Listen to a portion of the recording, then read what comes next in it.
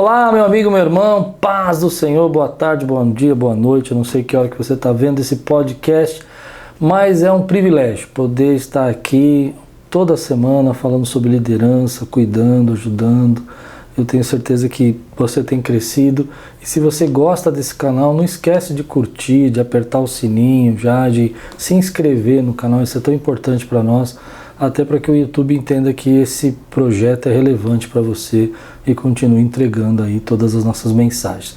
E hoje eu estou com um convidado especial, mas antes deixa eu me apresentar. Eu sou o pastor Klaus Piragin, sou pastor da Quírios, e você que está assistindo pela primeira vez, esse é o nosso podcast de liderança. Agora sim, hoje estou aqui com um convidado especial, uma pessoa que conhecia há muitos anos atrás, mas que a gente acabou não tendo tanto contato, e hoje nós tivemos um dia muito gostoso, o privilégio de estar junto, né? Que é o querido Cleiton Pinheiro. Obrigado, pastor. Seja muito bem-vindo, meu amigo. Obrigado, e é uma honra estar aqui com o senhor. A honra é minha total. Não roube o meu privilégio, a honra é minha. Cleiton, conta um pouquinho da sua carreira, principalmente da sua empresa, né, da LF Gestão e Desenvolvimento, para a gente conhecer um pouquinho.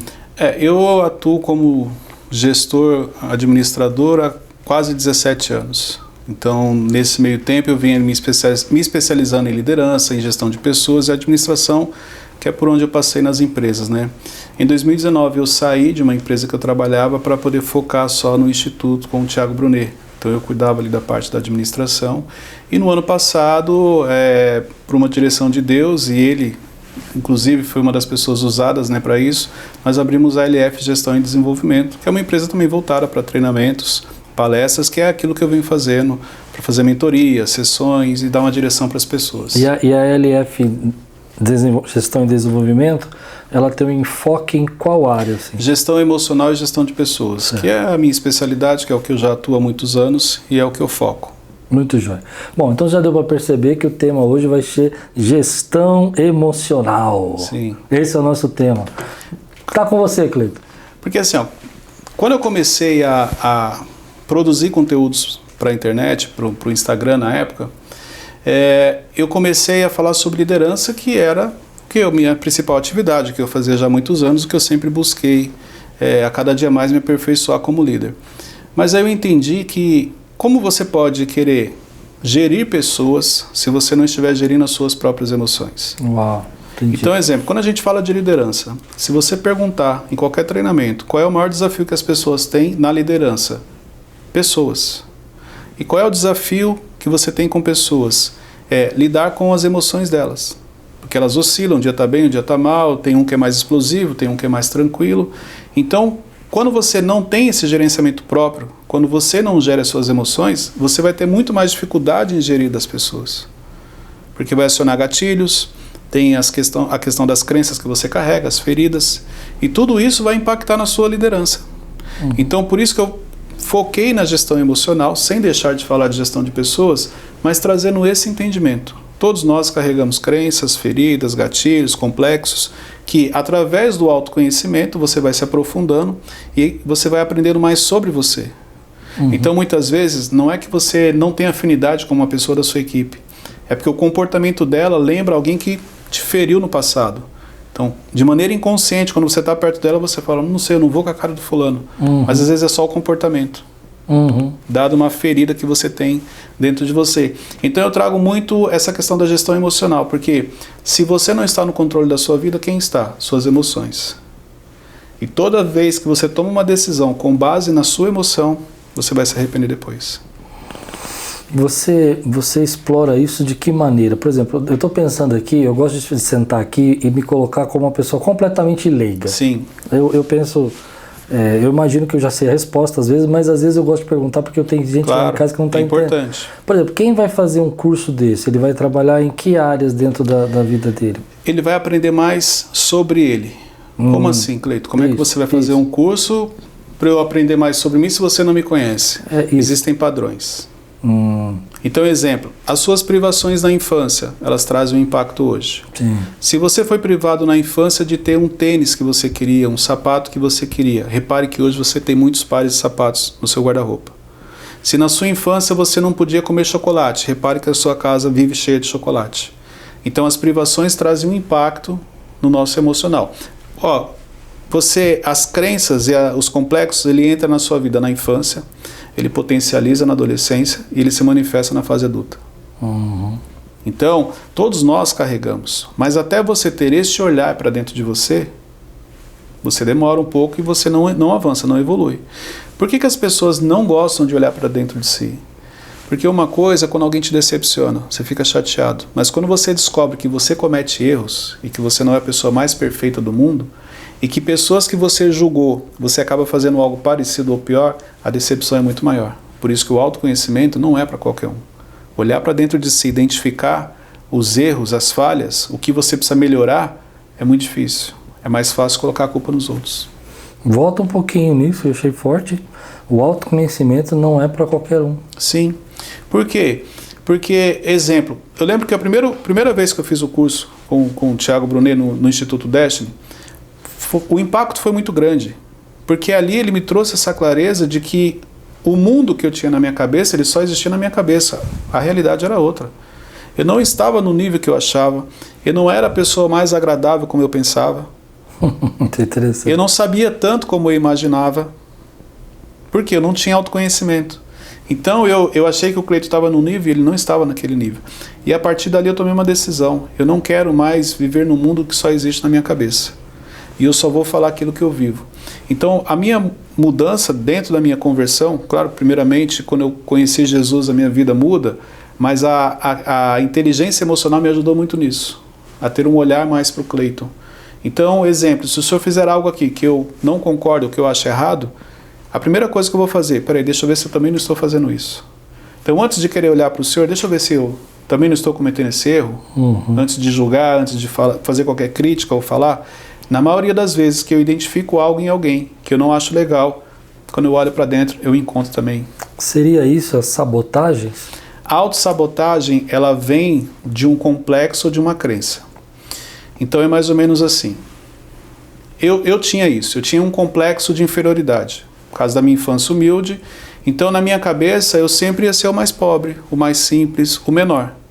Então se eu chegasse nesse ambiente e eu entendesse que esse ambiente não era para o meu nível, eu ia entrar num processo de autossabotagem e aí é o momento em que você dá um jeito de sair do ambiente. Autossabotagem é o momento que você começa a trabalhar para se prejudicar. O que parece um absurdo para muita gente, mas é o que mais acontece no dia a dia. Porque eu não me acho capaz de estar nesse ambiente, eu vou dar um jeito de sair daqui. Como? Às vezes numa discussão, num mau comportamento, ou quando eu falo que eu tenho medo, ou eu acho que eu não sou capaz. Não, o senhor me chamou para esse projeto, mas acho que eu não sou capaz. Pastor, chama outro. É autossabotagem. Por quê? Por causa do complexo que eu carrego. Porque eu não me acho capaz. Então a autossabotagem, ela sempre entra em momentos que acionam um gatilho, dado uma ferida ou uma crença ou um complexo, e é o momento que você começa a trabalhar contra você. Pessoas que vêm fazendo um trabalho excelente, de repente de uma hora para outra desanda e joga fora tudo que ela construiu. Sim. Autossabotagem. Mas tem como se libertar disso? O primeiro passo é você identificar. Você só muda o que você identifica. Segundo passo é você aceitar, e muita gente para aqui.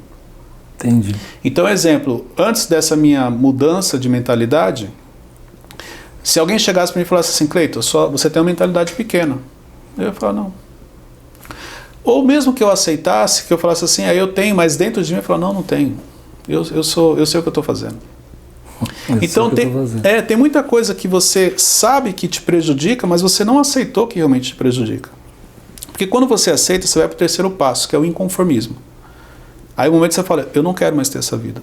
Eu não quero mais machucar as pessoas. Eu não quero mais ferir as pessoas. Que foi o que aconteceu comigo. Quando eu aceitei, veio o inconformismo. Eu falei, nunca mais eu quero fazer isso aqui. Eu não quero que esse Cleiton mais ande por aí. Eu não quero esse Cleiton que acha que sabe tudo. Então hoje a única certeza que eu tenho é que eu não sei nada. E isso me permite aprender algo novo todos os dias. Sim. Porque quando você sabe, por que você vai aprender? Você já sabe. É verdade. Então isso me ajudou. Dentro do meu processo de libertação de questões emocionais, onde hoje eu não sou mais conduzido pelas minhas emoções. Então isso aqui é importante. Por quê? Eu aprendi uma coisa no Instituto Destiny com o Thiago, que ele fala, as suas emoções não podem falar mais alto do que os seus princípios. E se você não tem gestão emocional, as suas emoções vão falar mais alto do que os seus princípios. Uma pessoa que você teria que honrar, se ela fizer algo que você ficou chateado, você vai anular tudo que ela fez só porque ela te chateou e deixar de cumprir o princípio da honra. Então por isso que é tão importante a gestão emocional. Mas como que as minhas emoções vão falar mais alto que meus princípios, além da honra? Vamos imaginar, vou pegar um exemplo, que o senhor tenha um gatilho onde o senhor não gosta que falem alto com o senhor. Verdade, eu não gosto. Então, de onde vem esse gatilho? Ele vem da infância, onde de repente seu pai, estou dando um exemplo, de repente seu pai ou sua mãe gritavam, tinham o hábito de gritar, e isso se transformou numa ferida. Então toda vez que o senhor chegar num ambiente e que o senhor entender que tem alguém falando alto com o senhor vai reagir mal. Só que aí você conheceu uma pessoa que ela já tem o hábito de falar alto. Então às vezes ela falou, não foi porque ela quis falar mais alto, foi o tom de voz. Mas não é o que ela falou, é o que o senhor entendeu. E aí o senhor pode reagir mal. Falar assim, olha, eu acho que você está confundindo. Eu não gosto que fale alto comigo. E a pessoa, não estou falando alto, estou falando normal. Não, o senhor está gritando, tá. Enfim, o senhor ficou chateado. E era alguém que o senhor deveria honrar. Na hora o senhor não vai lembrar, não, mas ela me chateou, me feriu, mas eu preciso honrar. Não, não, imagina, que absurdo, o cara está pensando que ele é quem? Sim. Gritando com as pessoas. Nesse momento as emoções estão falando mais alto do que um princípio. Então se Deus chegar e falar assim, olha, abençoa aquela pessoa. Não, isso não é Deus falando não. Você nem dá atenção. Porque as emoções vão falar, não vou, porque eu fiquei chateado porque ela gritou comigo. E aquilo fica aqui dentro. Verdade. Então é um momento onde as suas emoções estão te distraindo e desviando você de cumprir os princípios. Gerir emoções sob pressão. Existem tesouros em ambientes de pressão. E as pessoas, elas não entendem isso, por isso que elas não sabem lidar com ambientes de pressão. O ambiente de pressão ele serve para quê? Para acelerar o processo. Então, vamos pegar um exemplo simples. Se você pegar o arroz e cozinhar numa panela normal, ele vai levar ali um tempo, 15, 20 minutos. Cozinha ele numa panela de pressão, 4, 5 minutos ele está pronto. Ele acelera o processo. Por que ele acelera? Porque você é moldado, vamos dizer assim, em um tempo muito rápido. Então a sua resiliência tem que ser maior. Você sai de lá com mais maturidade.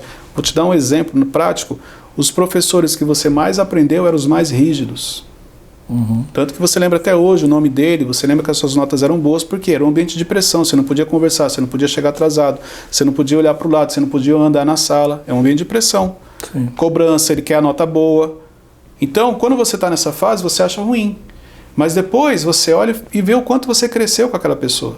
Então, exemplo, os líderes mais difíceis que eu tive me prepararam para o que eu vivo hoje.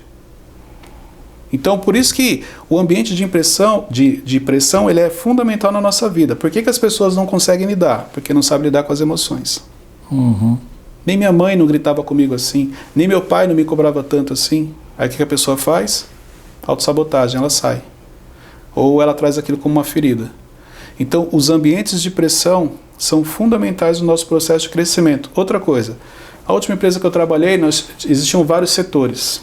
Então, toda empresa grande, você tem um setor que todo mundo quer trabalhar e um setor que ninguém quer trabalhar.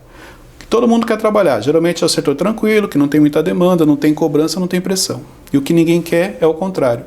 E eu sempre falei para a minha equipe o seguinte, olha, o setor que ninguém quer, que vocês estão rejeitando, é onde tem mais oportunidade de crescimento.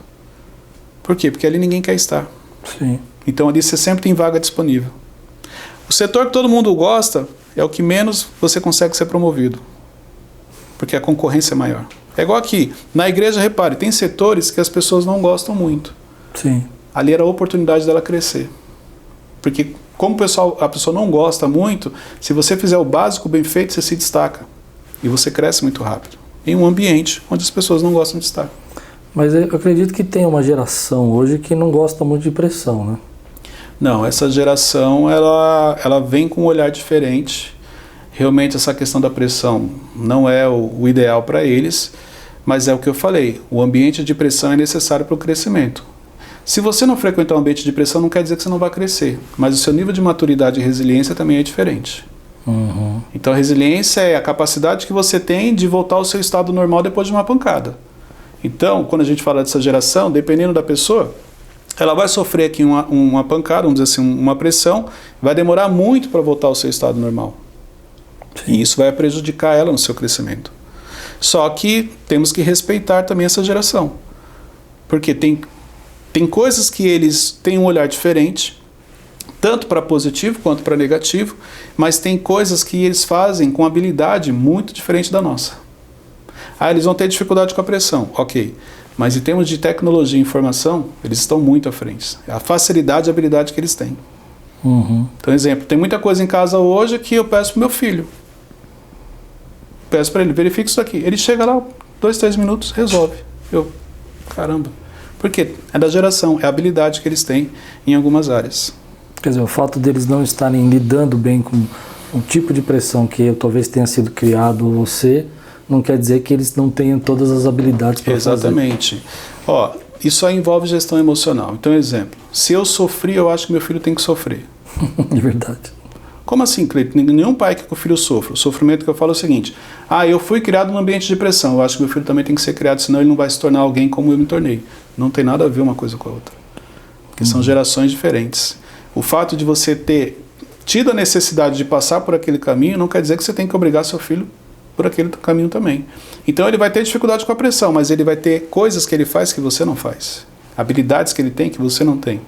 Então por isso que a gente não pode generalizar e achar que todo mundo tem que passar por um ambiente de pressão. Tem pessoas que não conseguem. Mas tem pessoas que ela funciona muito mais sob pressão. Quanto mais você cobra, mais ela entrega. E tem gente que se você cobrar, ela trava, ela não vai te entregar. Então cabe ao líder ter essa sensibilidade de olhar para as pessoas e entender como cada um funciona. Sim. E é interessante a gente pensar que algumas vezes os pais acabam brigando com os filhos porque estão trazendo essas emoções para dentro de casa. Né? Meu filho casou em 2020, no auge da pandemia. Quando eles decidiram casar, a pandemia estava começando, e aí eu lembro que a minha esposa falou, vocês podem fazer isso, começou a trazer várias ideias. E ele chegou e falou assim, não mãe, a gente não vai fazer nada disso. E foi um impacto para ela. Ali eu entendi que os filhos quando casam, a festa não é para os filhos, é para os pais. O que os pais não realizaram na festa deles, eles querem realizar na dos filhos. Sim, verdade. Então se você casou, você não teve um bolo de casamento, na do seu filho você quer que tenha bolo.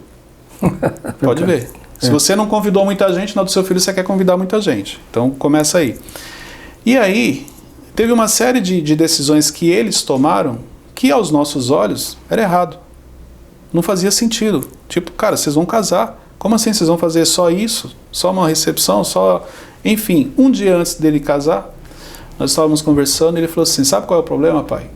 O problema é que tudo aquilo que foge ao seu padrão, vocês acham que está errado. E eu parei e falei, você tem razão. E é isso que a gente faz. Tudo aquilo que não é no nosso padrão, a gente julga que está errado. É verdade. Porque a gente quer que as coisas saiam do nosso jeito. Pessoas são diferentes, seguem linhas de pensamentos diferentes. Então eu preciso respeitar e entender que, olha, ele tem um pensamento diferente, mas não quer dizer que ele está fazendo errado. Então isso, eu lembro quando ele falou, eu parei e falei, você tem razão. E eu aprendi com ele ali. Então é importante você, primeiro, entender que ninguém vai pensar igual a você, são poucas pessoas, e não quer dizer que eles estão fazendo errado. Sim. Mas é importante para a gente poder ter saúde dentro da família, né? Porque, sim. Às vezes a crise começa aí, né? Um pai brigando com o filho porque... ele quer que saia do jeito dele. Nesse curso que você administra e ministra nas pessoas, envolve essa questão de temperamento também? Envolve. Eu falo sobre a questão dos temperamentos, 4, né? Você tem vários nomes, método DISC e tal, mas você tem o extrovertido, o dominante, o paciente e o analítico. Se você pegar só pelos temperamentos, aqui você já tem um grande desafio. Porque, exemplo, o dominante ele tem muita dificuldade de estar com o paciente. Porque o dominante ele quer tudo para ontem. O paciente já não tem a mesma pressa. O dominante tem muita dificuldade em lidar com o analítico. Porque o dominante, assim, ele teve uma ideia, ele sai executando. E se der errado, não tem problema, a gente começa de novo. Verdade. A mentalidade dele é essa. Para o analítico não existe dar errado. Então ele quer entender o processo. Se você é dominante, se você chegar para o analítico e falar assim, vamos ali comigo, ele vai falar, não, vamos ali aonde? Não tem esse negócio de vamos ali sem saber para onde ele vai. Então ele gosta de calcular, ele gosta de entender o processo. O analítico. O analítico. O dominante, não, vamos ali, vamos. Mas onde você vai? Não sei, ele me chamou, eu estou indo. E não tem problema com isso. Se no meio do caminho você mudar o percurso, para o dominante é tranquilo. Muda no meio do caminho para o analítico. Fala que vai levar ele para comer uma pizza, no meio do caminho você leva para comer esfirra. Ele fica bravo.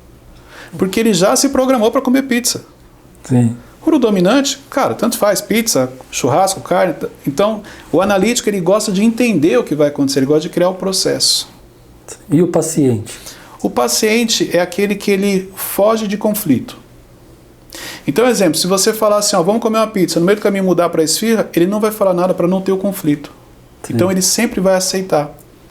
Mas o paciente tem uma série de qualidades. Exemplo, nenhum dos outros três tem uma escuta ativa tão forte quanto a do paciente. O paciente ele consegue sentar e ficar te ouvindo, sem falar nada.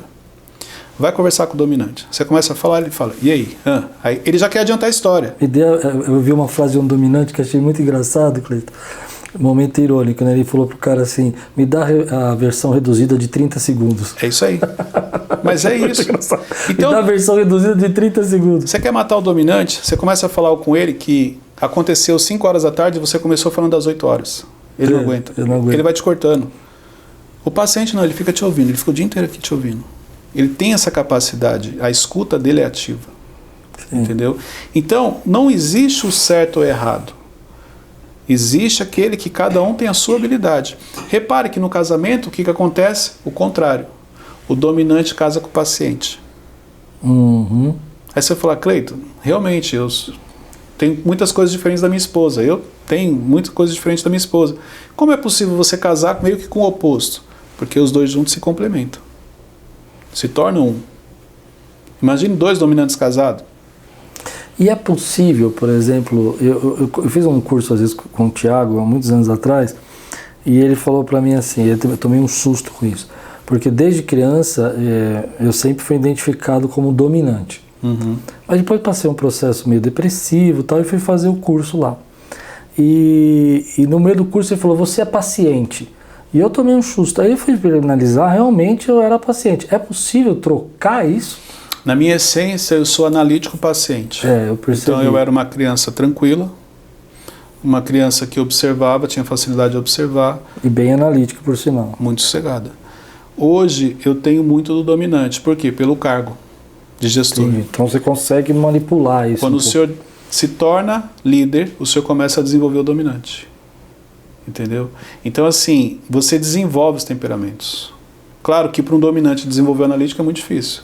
Questão de planilha, Excel, mas ele consegue desenvolver, fazer a leitura de dados, mas ele preencher é mais difícil. Então, exemplo, qual é o que eu tenho um percentual menor? O extrovertido. Por quê? Porque eu sou o contrário, eu sou introvertido. Sim. Então eu não vou chegar aqui brincando com todo mundo, eu vou chegar quieto, observando tal na minha. Mas quando há essa necessidade, eu faço. Então nos treinamentos, tem momentos que eu estou brincando, que eu estou agindo como extrovertido, tem momentos que eu estou agindo como dominante. Quer dizer, você consegue lidar com tudo. Qual que é o nosso desafio? Quando você começa a ter gestão emocional, você descobre qual dos temperamentos você tem que usar para cada ambiente. Então, exemplo, aqui nesse momento, o pastor Klaus é o paciente e é tranquilo. Mas talvez em uma reunião com a equipe, o senhor tem que ser o dominante para dar uma direção. Sim. Aí o senhor vai estar ali com os filhos, com a família, vou usar o extrovertido, vou brincar com eles, vou ficar mais à vontade. Uhum. Então, para cada ambiente que você frequenta, é importante você fazer a leitura. Qual temperamento é o ideal aqui? Qual a atitude, né, que vai funcionar? Eu com a minha equipe eu vou ser dominante. Mas em casa, com a esposa, eu não preciso. Paciente. Uhum. Então você transita. Vou sair um pouco desse assunto e vou entrar num assunto que eu não combinei com você. A gente não combinou nada, na verdade, né? Mas você deu uma virada de carreira. Sim. E eu achei muito legal isso. A gente estava conversando no almoço sobre a sua virada de carreira, né? Você estava trabalhando num grupo muito grande e com muitos funcionários, gerenciando. E de repente você falou, não é isso que eu vou fazer pro resto da minha vida. E você já estava numa certa idade, você não era... Sim, eu tinha ali 40 anos. 40 anos. E nesse tempo você deu aquela guinada, você deu aquela virada de carreira. Eu acredito que tem muita gente que gostaria de dar uma virada de carreira e não sabe nem como fazer, né? A minha história, quando eu começo a entender sobre inteligência emocional, gestão emocional, começo a entender sobre propósito. Então, rapidamente eu identifiquei que eu sempre, por onde eu passei, eu treinava pessoas. Então, olha só, nessa empresa, nas primeiras, eu sempre fazia reuniões, feedbacks individuais, feedbacks em grupos, treinamentos, isso sempre foi meu. E eu nunca tinha percebido que isso tinha uma ligação com o meu propósito.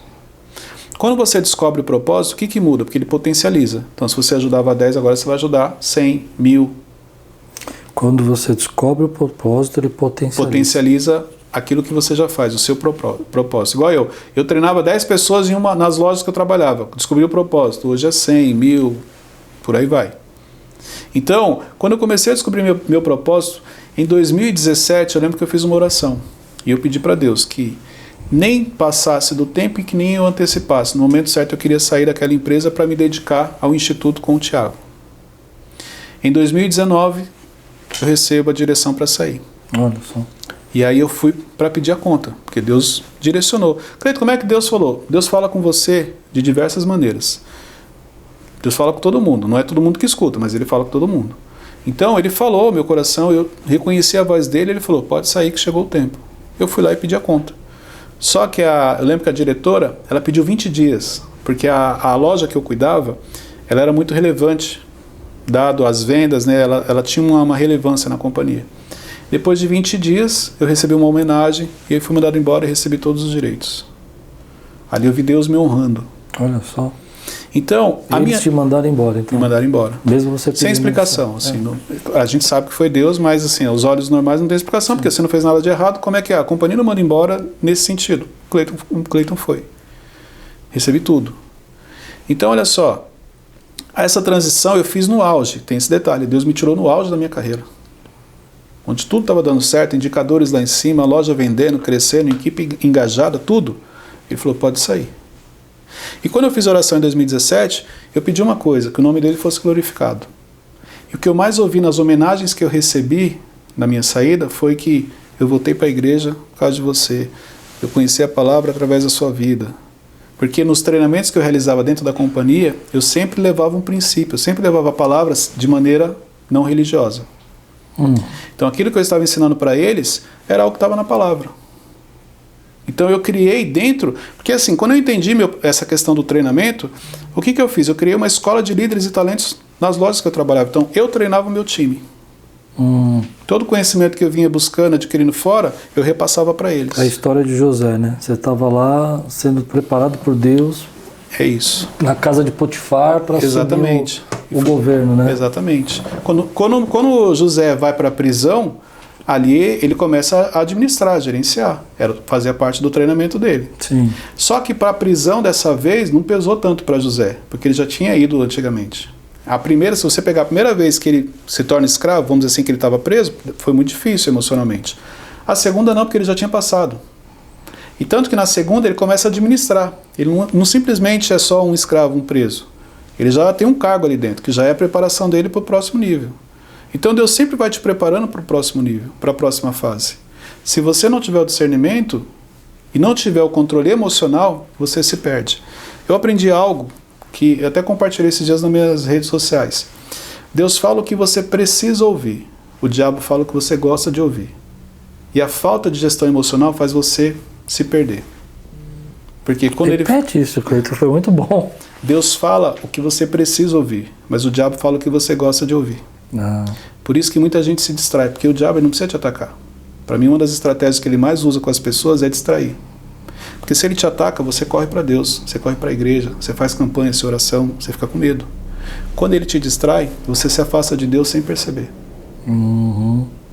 Então, uma das estratégias que ele usa é distrair as pessoas e nessa elas se afastam de Deus sem perceber. Pessoas que estão na zona de conforto, muitas vezes não buscam Deus com a mesma intensidade do que aquela pessoa que está passando por algo difícil. Sim. Quando Jesus fala sim, sim, não, não, o que passa disso provém do maligno, é disso que Jesus está falando, zona de conforto. Por quê? Na zona de conforto não está bom, mas também não está ruim. E aí é onde é o perigo. Porque se está ruim, você toma uma decisão. E se está tudo bem, você vê os resultados do que você está fazendo. Mas quando você entra numa zona de conforto, você nem percebe. E você fica ali anos, sem perceber.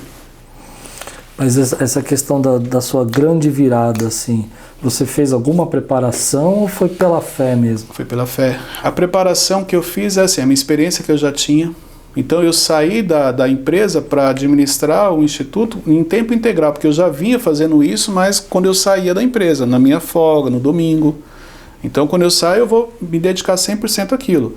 Mas Deus me treinou na gestão. Para mim não fazia sentido ele me tirar da gestão e me levar para outra área, vamos dizer assim. Então é mais ou menos assim, Deus te treinou no basquete. Por que ele vai colocar você para jogar futebol? Verdade. Não encaixa. Então, estava tudo dentro do que ele me treinou, era aquilo que eu ia fazer. Eu só precisava estar sensível à voz dele para fazer no momento certo.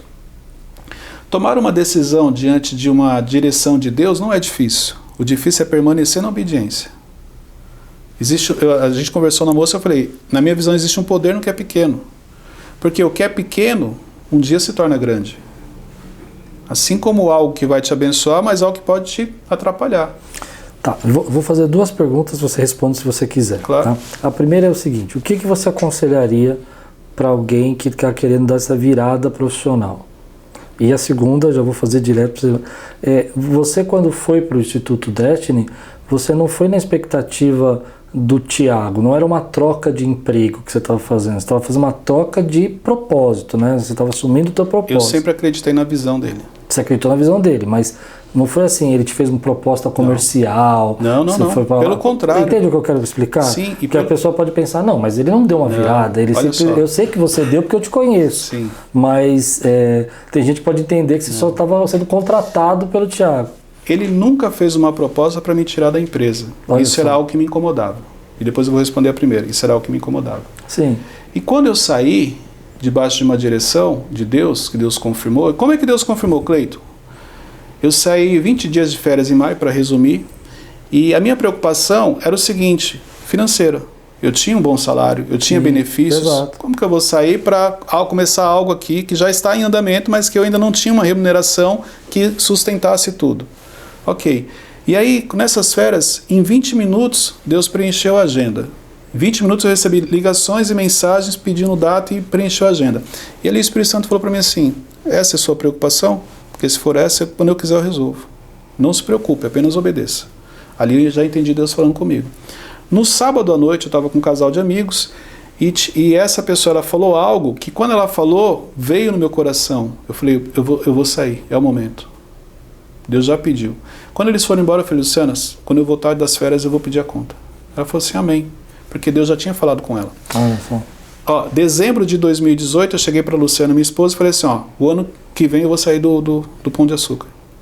Aí ela falou assim, não, calma, e não sei o quê, não é assim, a gente tem que ver benefício. Eu falei, fica tranquila. Deus vai falar com você, vai falar com os meninos, essa decisão vai ser tomada em família. Eu falei assim. Quando foi em abril, eu falei com ela em dezembro, em abril ela chegou e falou, olha, Deus já confirmou. A hora que você quiser sair, você tem meu apoio. Que benção. Abril, maio eu saio de férias. Quando eu volto, então no sábado eu decidi no meu coração, porque tem isso, quando você toma uma decisão no seu coração, Deus libera. Então é mais ou menos, vamos falar, Moisés batendo o cajado no mar. Fez uma decisão porque ele sentiu no coração, ele fez. O mar começa a se abrir de lá para cá. Então, pelo menos na minha vida é assim, quando eu tomo uma decisão aqui no coração, Deus começa a mover. Então, quando a gente tomou a decisão no coração, no domingo de manhã, a gente vai para o culto. E geralmente eu ia à tarde, aquele dia eu fui de manhã. Tanto que eu sentei lá atrás. Aí, de repente, o pastor falou assim, Cleiton, vem aqui na frente, você é a Luciana. Quando a gente sai no corredor, Deus fala assim, usou o pastor para falar o seguinte, a decisão que você precisa tomar, Deus manda lhe dizer que é contigo. E Ele está liberando agora um novo tempo na sua vida. Ajoelha aqui que a gente vai orar por você. Aí vieram todos os pastores. Ali, Deus só confirmou em público aquilo que a gente já tinha confirmado no coração. Sim. E ali começa a direção. Então, não foi uma proposta. Igual eu falei, e eu sempre tive essa dúvida. Aí um dia eu perguntei para o Tiago, falei, por que você nunca pediu para eu sair do Pão de Açúcar? Porque se você pedisse, eu saía. Ele falou, porque o mesmo Deus que fala comigo, Ele tem que falar com você. Verdade, sabedoria. E aí foi onde eu entendi, e realmente fez todo sentido. E aí a gente tomou essa decisão, saindo no auge, com um excelente salário, com uma série de benefícios, mas em obediência. Então, quando você está em obediência, você não se preocupa com algumas coisas, porque você sabe que Deus está cuidando de tudo. Existem fases que não vai sobrar para você fazer o que você gostaria, mas Ele não deixa faltar. Até você ter maturidade para Ele derramar o que Ele tem para você. E os conselhos que você daria para quem quer dar essa virada? Um deles você já deu aí. Primeira, oração. Oração e unidade da família, né? Claro. Sai bacana. Deus não participa de nada que você não esteja em comum acordo com a sua esposa ou com o seu marido. Tá bom. Não tem como, porque se um quer um carro e o outro quer uma casa, como que Deus vai... Se Deus abençoar quem quer o carro, vai falar, tá vendo? Era o carro. Se for a casa, a mesma coisa. Primeiro ponto. Segundo ponto, Deus nunca vai colocar nada no seu coração que vai gerar discórdia na sua casa. Isso aqui é importante. Então tem muita gente que, não, Deus falou comigo. Como é que Deus fala com você e não fala com a outra metade? Não existe isso. Tanto que hoje, 25 anos de casado, toda decisão ela é em comum acordo. Várias vezes Deus coloca algo no meu coração que quando eu vou falar, ela fala assim, amém. Deus já tinha falado comigo. Sim. Então, isso aqui é importante. Então, o primeiro passo, oração, comum acordo em casa. E o terceiro passo aqui é, por que você quer tomar essa decisão? Existem dois tipos de transição. A que você faz no auge e a que você faz quando você não tem nada a perder. É muito fácil fazer uma transição quando você não tem nada a perder. É muito fácil você chegar e falar, estou indo para tal lugar. Por quê? Não, porque foi uma direção de Deus. Espera aí, você está indo porque onde você está, você não está tendo resultado. Você não está fazendo nada que realmente está te agradando. Então você não tem nada a perder. Quando eu saio no auge. Entendi agora por que você falou do auge. Né? Sim, eu tinha uma série de benefícios. Eu tinha a questão emocional de status. Eu era respeitado, eu era uma referência. Então eu saí no auge. E quando você sai no auge, as portas ficam abertas. Quando você não tem nada a perder, você não tem nem por que querer voltar. Sim. Entendeu? Então, assim, uma pergunta que ajuda na transição é a seguinte, e se tudo der errado? Então, essa foi uma pergunta que eu me fiz. E eu sabia que se tudo desse errado, eu tinha portas abertas. Em último caso, eu poderia voltar. Mas eu nunca vi Deus tirar você de um lugar e depois mandar você voltar. Ah, não, desculpa, me enganei. Não, Deus não faz isso. Não, pastor, desculpa, enganei, era aqui, não era... Não, Deus não vai fazer isso. Ô, filho, desculpa. Estava na correria aqui. Egito não era o Egito. Não existe. É que você não está sensível, por isso que eu falei, uma decisão não é difícil de tomar, o difícil é todo dia você estar em obediência. Eu acho que Deus chama também pessoas ocupadas, né? Eu estou pensando assim, pensando no chamado, né? Quando você pega Moisés estava pastoreando, você pega... José estava atrás dos irmãos obedecendo o pai. Sim. Davi estava indo obedecer o pai, né? Todos têm uma obediência, uma atitude, né? É o que eu falei, é a transição onde a pessoa está fazendo algo, não é porque ela não tem opção, vamos ver o que vai dar. É tipo, você está parado, vou fazer uma transição. Você está parado, você tem que fazer mesmo. Pensando em Davi, por exemplo, ele fala, né, exatamente isso, né? Eu já tinha matado o leão, a ursa, e iria matar agora, ele ia vencer Golias. Deus, né? Vem preparando. Deus vai preparando, né? Deus vem preparando. E aí ele já tem uma experiência, né? Você pega exemplo, Davi era músico, tocava harpa, e o fato dele ser músico, ele tem acesso ao palácio. Sim. Então você vê que se você pegar tudo aquilo que Deus ia direcionando, que ele ia fazendo, levava ele para algum lugar. O que eu gosto do Davi, uma das coisas que eu gosto, é que ele não tem uma mentalidade de escassez, uma mentalidade rígida, né? Porque quando ele pergunta qual é o prêmio, eu acho muito legal. O gigante está lá, enorme, violento, e ele é pequeno, ele é novo, mas ele fala, qual que é o prêmio mesmo? O que é isso? Vai ganhar a filha e vai ganhar... Vale a pena. Vale a pena. Então o prêmio é bom. O prêmio é bom. Isso, é estratégia. Mas outra pessoa pode dizer assim, não, mas eu não posso ir para o palácio, eu não posso ser... Não, a crença não ia deixar nem perguntar qual é, porque já ia ficar com medo do gigante. Então, eu gosto dessa ideia dele, dessa mentalidade dele livre, né, de pensar. Interessante o senhor está falando de mentalidade. Qualquer mudança para acontecer na sua vida... o primeiro lugar que precisa mudar é na sua mente. Sim. Se a mentalidade não mudar, você não consegue avançar. Tem muita gente que não avança por isso. A mentalidade dela não mudou, não avançou. Então vamos falar dos hebreus, saiu do Egito, mas a mentalidade continuava ainda como se estivesse escravo, como se fosse escravo. A ponto deles pedirem. O que tirou da gente lá então? Eu era feliz e não sabia. Eu era feliz sendo escravo. A mentalidade não mudou. Mas deixa um pouquinho fundo nisso agora.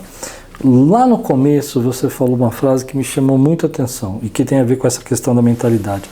Você falou, eu não me enxergava, eu não me via. Eu achava que eu era um cara assim, daqui a pouco eu descubro que eu não sou assim, né? Agora você está falando da questão da mentalidade que a pessoa não consegue avançar. E aí tem no meio o autoconhecimento que a gente falou, né? Mas o que eu percebo pastoreando é que mesmo você às vezes falando e ministrando... Não entra. Isso. Não entra. Não entra. O Jesus fez isso, né? Jesus pregando ali e eles contavam a parábola, eles não entendiam que a parábola era sobre eles mesmos, né? Isso aí não eles não percebiam que o irmão mais velho da parábola do filho pródigo era eles, né? Por causa da mentalidade. Então, isso, como é que rompe isso? É um desejo da pessoa. Não, você não vai desejar o que você não sabe que você precisa. Então, é verdade. Então, exemplo, o Cleiton por muitos anos tinha mentalidade pequena. Então, se você chegasse e falasse assim, cara, deixa eu te ensinar algo. Aí eu deixava você começar a falar. Quando eu pegava um pouquinho, eu já revertia. Por isso eu tinha necessidade de estar ali mostrando para você que eu sabia. Eu não queria deixar você me ensinar. Porque você me ensinar é como se, peraí, então eu não sou ninguém, eu vou continuar não sendo ninguém por causa dos meus complexos. Então eu queria me posicionar. Como que muda a mentalidade? Pessoas e ambientes. Como que mudou minha mentalidade? Pessoas e ambientes. O Thiago foi ministrar num culto na The Alpha. E aí ele estava fazendo um curso. Primeira vez que ele anunciou, eu falei assim, eu não tenho dinheiro. A minha esposa falou, vai. Eu falei, não tem dinheiro. Não é agora fazer curso. E outra, curso. Minha mentalidade, isso é gastar dinheiro, negócio de curso. O negócio é trabalhar. Isso aí é gastar dinheiro. Minha mentalidade pequena. Eu achava que o curso tinha preço. E na realidade o curso tem valor, não tem preço. Então, pela mentalidade que eu carregava, eu não queria investir. Quando ele fez o segundo, ela chegou e falou, você vai fazer. Porque ela provavelmente não estava aguentando mais o Cleiton, precisava dar um jeito no Cleiton. Ela falou, não, você vai fazer. Eu falei, tá bom. Quando eu fiz, ambiente e pessoas, eu estou num ambiente de desenvolvimento com uma pessoa, com um treinador para me ajudar no meu crescimento. Então, ambiente e pessoas. Ali começa a despertar para mudar minha mentalidade. Depois disso, eu vou para outros cursos, eu começo a acompanhar ele no CID presencial. Então, esse tipo de ambiente começa a fazer parte da minha rotina. Não tem como a mentalidade não mudar. Eu começo a andar com pessoas que estão níveis acima do meu. Não tem como a mentalidade não mudar. Então, se você não está disposto a pagar um preço financeiro para você estar num treinamento, em um curso, para você fazer uma mentoria, não vai mudar a sua mentalidade. Só quando você começa a frequentar esses ambientes que você entende como que a pessoa age, como ela se comporta, como ela se veste, por que ela faz aquilo. Aí vem o despertar. Fora isso, não tem como. Muito forte, muito forte. Eu estou pensando que na minha experiência agora, você falou, me deu um gatilho aqui. Interessante. Porque a minha mentalidade começa a mudar em 2004, quando eu vou estudar no Haggai, lá no Havaí. Olha aí. Eu volto do Havaí. Com outra visão. E o curso não foi bom. Mas é o ambiente e as pessoas. Exatamente. O ambiente, os professores, tirando um ou outro de todos, né, porque eram professores do mundo inteiro, assim, né, eram fracos até. Os professores indianos eram fracos, os africanos eram fracos. Os melhores eram os brasileiros, os americanos, né? Mas eu nunca tinha pensado nisso. Repare que a sua estrutura, Nunca tinha pensado que o senhor nisso. me mostrou, tem várias coisas com padrão de igrejas americanas. Sim. Porque o senhor fez cursos. Porque o primeiro curso que eu fiz sobre audiovisual foi lá. É isso. E esse cara era bom. O ambiente muda a sua mentalidade, a pessoa muda a sua mentalidade. Esse professor Anderson, ele era um professor de cinema mesmo, crente, e ele começou a falar sobre audiovisual. Thiago foi para a Casa de Deus na Guatemala. Olha só. Voltou impactado. Eu estava na administração ainda nessa época e falei assim, cara, a gente agora tem que ter o nível de excelência do pastor Castiluna. Tudo tem que ser com excelência. Eu, tá bom. Aí ele pedia as coisas, eu fazia, ele, não, cara, não é isso que eu quero, preciso de algo de excelência, igual a Casa de Deus. Eu, tá bom. Aí eu vinha e não conseguia atender a expectativa dele. Por quê? Porque ele estava falando de excelência, mas o meu padrão de excelência era um, e o padrão de excelência que ele tinha aprendido era outro. Quando ele me leva na Guatemala, que eu chego na Casa de Deus, que eu vejo toda aquela estrutura e o nível de excelência, eu virei para ele e falei, agora eu entendi o que você estava falando. Nunca que eu ia atingir, por causa da mentalidade que eu tinha. Eu tenho uma frase que eu peguei do T.J. Jakes que diz o seguinte: você precisa ser exposto, né? É isso. É isso. Exatamente. Nessa exposição e na vulnerabilidade é que você aprende. Então, se Explica você... a vulnerabilidade. O exposto eu consegui entender. A exposição, ela faz você romper no sentido de fazer coisas que você tinha medo. Eu tenho medo de falar em público. Quando você está exposto, você tem que falar. Depois que você fala, você pensa, não é que eu consegui? A vulnerabilidade primeiro, as pessoas associam a vulnerabilidade à fraqueza. Nos momentos em que você está vulnerável, você aprende algo novo. Nos momentos em que você está vulnerável, você se conecta a alguém. Exemplo, vamos falar de esposa. Repare que quando o senhor começou a namorar com a pastora, o senhor ficou vulnerável. Então o senhor deixou ela ler os seus sentimentos, o senhor falou coisas a seu respeito. Essa vulnerabilidade conectou. Então, na vulnerabilidade é que você faz grandes coisas. Porque é o momento que você está com a guarda baixa, você está aberto, você está com o ouvido mais atento, você expressa o seu sentimento verdadeiro. Quando você não está vulnerável, você pensa no que você vai falar. Você deixa a pessoa entender só aquilo que você quer. Na vulnerabilidade, não. Então, por isso que existe um segredo na vulnerabilidade. Existem momentos na vida que você precisa estar vulnerável. Se eu quero aprender algo com o senhor de uma maneira mais profunda, eu tenho que ficar vulnerável. Eu tenho que chegar aqui e o senhor vai falar, eu só vou ouvir. E vou falar, pastor, isso aqui eu não sei fazer. Como é que o senhor fez isso? Vulnerável, eu estou expondo que eu não sei aquilo. E aí é o momento que eu mais aprendo. Sim. No dia a dia as pessoas não estão vulneráveis. Elas estão sempre armadas. Por causa do gatilho, da ferida, do trauma. Então, até do próprio abuso, né? Do abuso, isso impede ela de aprender. Eu imagino que você, por exemplo, tenha pessoas que cheguem perto de você só por interesses, assim, né? Sim. Então isso causa também uma certa... Mas aí tá tudo bem. Porque eu já entendi que isso faz parte do jogo. O problema é se eu achar que todo mundo vai chegar por causa do propósito. Quantas pessoas já chegaram, se aproximaram, porque na verdade queriam se conectar ao Tiago? Sim. E me viam como uma ponte. E aí, Cleito, tá tudo bem. Eu acho que é importante você entender o que você faz, o nível que você está e o preço que você vai pagar. O que eu não posso, exemplo, quando eu era gerente geral de um supermercado, vamos dizer assim, os funcionários só vinham na minha sala para trazer problema. Sim. E era problema que já estava na UTI, porque o funcionário ele faz isso, né, o liderado. Ele vê um problema, ele não consegue resolver, quando vai estourar ele corre e joga no seu colo. E aí, Cleito, tá tudo bem, porque é o cargo que eu ocupo. Agora, se eu quisesse ficar na minha sala e só receber coisa boa, eu não tinha condições de ser gerente. Sim. Existe o ônus e o bônus. Bônus, salário, premiação, coisas que você ganha. Ônus, resolver problemas difíceis. Quanto mais você cresce, mais difíceis ficam os problemas para você resolver. Faz parte do processo. O senhor com uma igreja desse tamanho é diferente de quem tem uma igreja menor. O nível dos problemas que o senhor tem que resolver é muito maior do que... Só que se o senhor falar com uma pessoa que tem uma igreja menor, dependendo da mentalidade, vai falar, não, meu dia é cheio, eu tenho um monte de coisa para resolver. E o senhor vai olhar e falar, como assim, cara? Você tem tantas pessoas aqui para administrar por causa da mentalidade. No seu caso, quanto mais, pode ver, veio acontecendo isso, quanto mais o senhor foi crescendo, maior ficaram os desafios. Mas eu eu queria que você falasse um pouquinho mais, se você puder, sobre a questão do ambiente e das pessoas que você anda para mudar a sua mentalidade. Por exemplo, vamos pensar assim, né? Vou colocar aqui agora para uma pessoa que não tem condição de fazer um curso agora. Vamos pensar assim, né? Está no momento, tudo bem, todo mundo deveria investir, eu concordo e tal, mas vamos pensar, como ela faz para conseguir se expor e se envolver, assim, para dar o início, dar o start, né?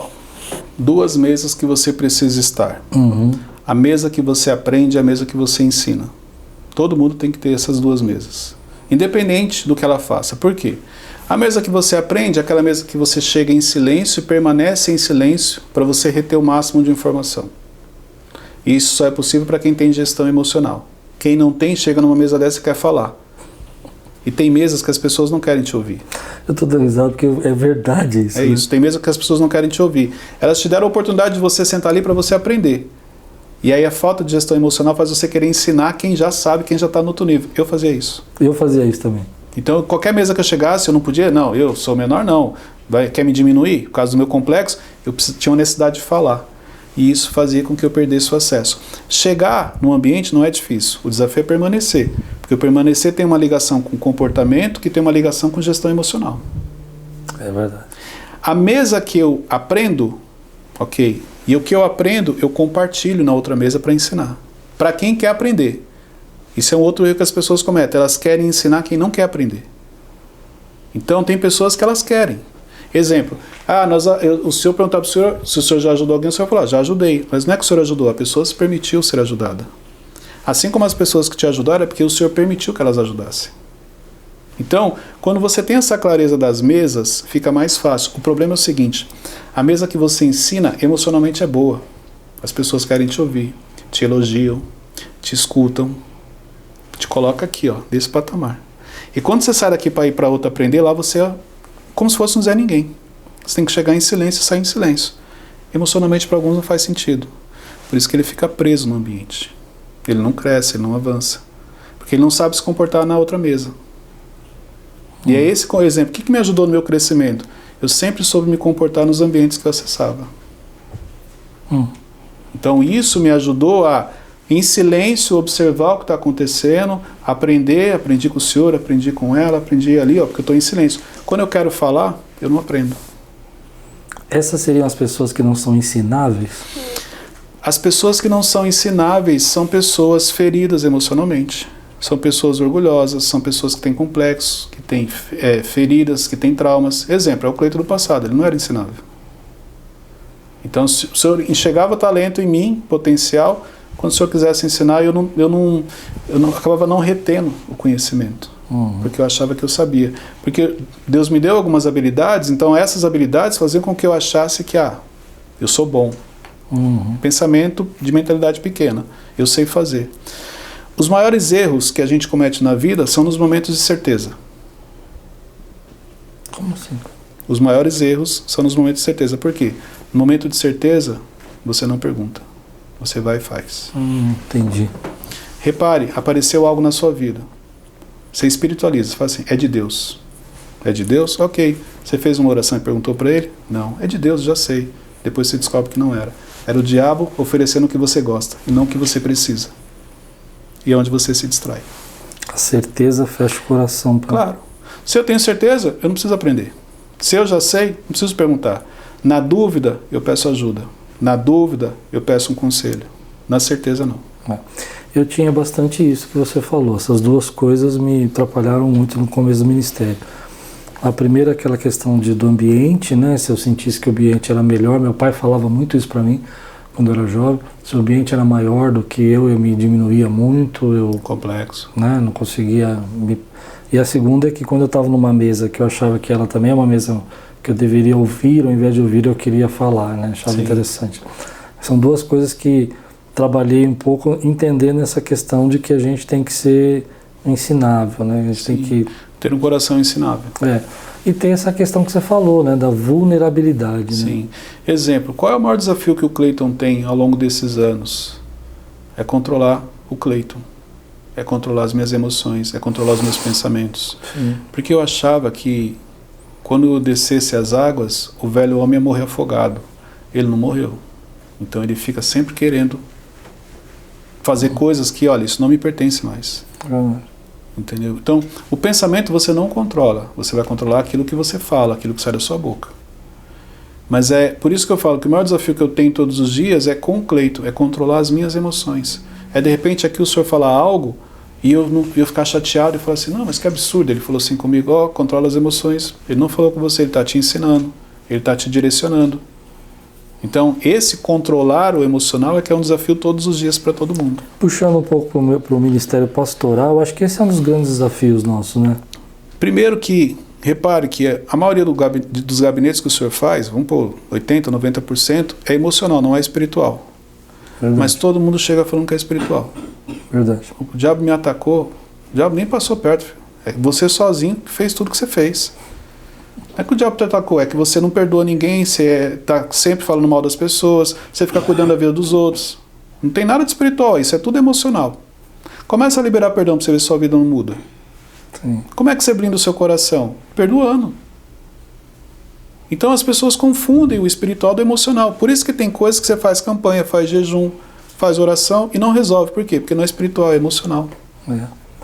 E acho que treinar líderes na igreja também é difícil por causa disso, né? Porque às vezes você está numa mesa e eles não sabem qual é o papel deles naquela mesa, né? Que nem você falou da mesa. É a mesa, né, de né? ouvir ou é a mesa de vocês? Porque tem hora que eles estão falando, né? E tem hora que eles têm que estar ouvindo. Vamos falar um pouquinho do livro? Claro. Conta para mim um pouquinho da história, O Poder do Recomeço. O Poder do Recomeço. Esse livro eu lancei o ano passado e eu explico a importância do recomeço. Nós sempre estamos recomeçando e não percebemos. Primeiro que recomeço, para algumas pessoas, soa como algo negativo. As pessoas acham que recomeçar é quando algo deu errado, e não necessariamente. Exemplo, na escola você todo ano recomeça. E o que é importante no recomeço? É você trazer a bagagem de aprendizado. Quando você sai da primeira série e vai para a segunda, você tem que trazer o aprendizado da primeira, porque na segunda vai te ajudar também. Se você olhar, até Deus recomeçou com Noé. Aí você vai falar assim, mas Deus errou? Não, Deus não errou. Ele quer nos ensinar algo sobre a importância de recomeçar. Sim. Porque ele conhece tudo, ele sabe de tudo. Não é que ele errou, mas ele está mostrando para a gente, olha, a importância de você recomeçar na vida. Então, existe um poder, e no capítulo 7, são 7 capítulos, onde eu explico sobre a questão emocional, crenças, complexos, padrões que nós carregamos. Então, o próximo livro eu quero escrever sobre padrões. Existem padrões emocionais. Vamos ver um exemplo, o padrão do sobrevivente. O padrão do sobrevivente, ele faz com que a sua vida seja muito corrida. Tudo é aos 45 do segundo tempo. Se te entregar uma atividade para você fazer em 2 horas, você deixa para fazer na meia hora final. Aí faz correndo. Chega em casa naquela correria, agenda cheia. É o padrão do sobrevivente. Essa pessoa não consegue ter paz. Ela acha que a vida é para sobreviver e não para viver. Então, se você entrega algo para ela que é tranquilo, ela dá um jeito de deixar aquilo corrido. Ela dá um jeito de sofrer. É o padrão do sobrevivente. Então tem a questão do medo. E no último capítulo eu explico que o recomeço perfeito, o recomeço ideal, é aquele debaixo de uma direção de Deus. É aquele debaixo de obediência. E tem uma parte da minha vida que eu conto ali do que Deus fez. Interessante. Eu queria falar só mais um assunto, depois já está chegando no final, já passou 1 hora e foi assim, né? Voou, né? Glória a Deus. Glória a Deus, foi muito forte. Eu percebi que você falou muito sobre valores, né? Explica um pouquinho para nós sobre valores. Você falou várias vezes sobre os próprios padrões, envolve valores, né? Por muitos anos na minha vida, eu achava que o dinheiro traria felicidade. Sim.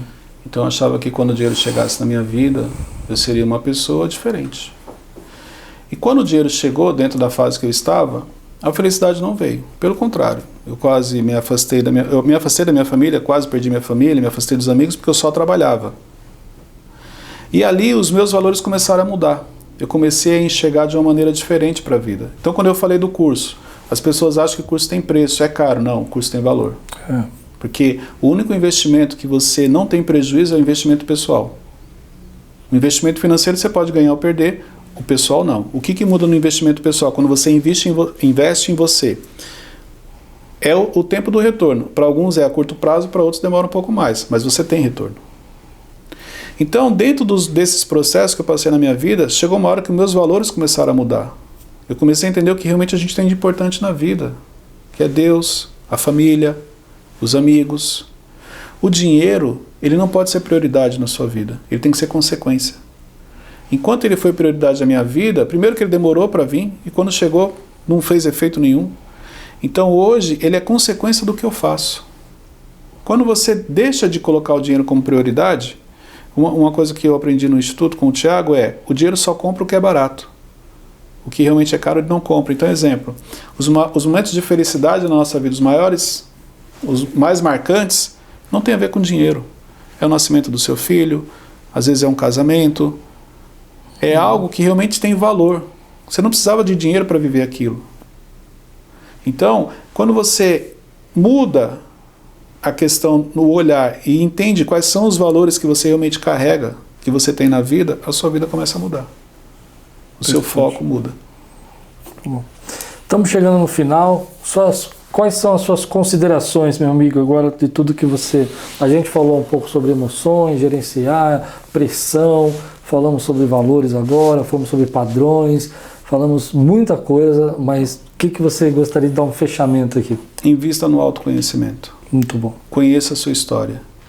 Porque quando você começa a se aprofundar na sua história, você entende por que você se comporta da maneira como você se comporta. Você identifica as oportunidades que você perdeu. Você identifica as pessoas que você feriu.